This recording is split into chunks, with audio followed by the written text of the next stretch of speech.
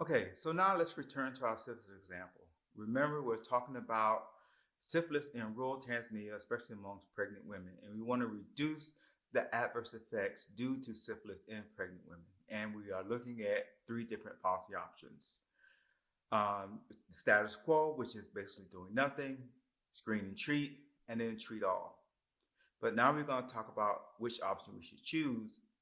And one way to help determine that is for us to do some sensitivity analyses. So remember that a lot of our inputs are really estimates. And we really want to focus on the inputs that are very wide ranging as far as estimates, or those in which you really guessed at what your input value should be. So those are the variables you should look at when you're doing your sensitivity analyses.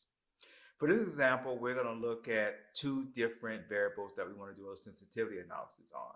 One is the prevalence of the disease, and we have the prevalence of syphilis ranging from about 5% all the way up to 63%. In the actual literature, we did find literature that says the prevalence does range from 5% to 18%, which is throwing in the 63% as an example of a situation in which there may be one policy option that's better than the other.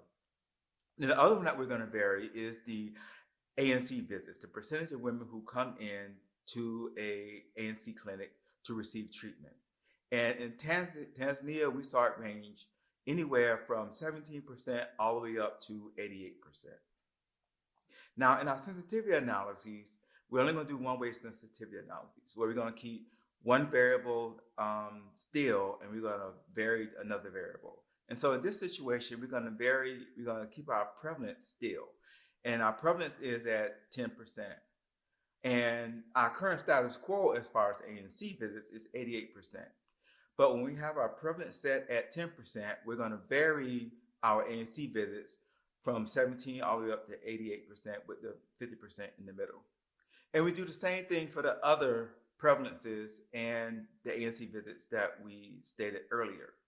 We're going to use a prevalence of 5% and then vary the ANC visits to 17, 58, and 88.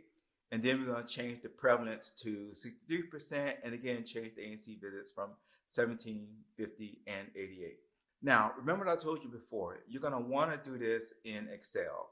And the reason we do it in Excel is because it makes it very easy to do your sensitivity analysis. So this is how it looks on a still photo, but let's just move over to Excel and do these examples.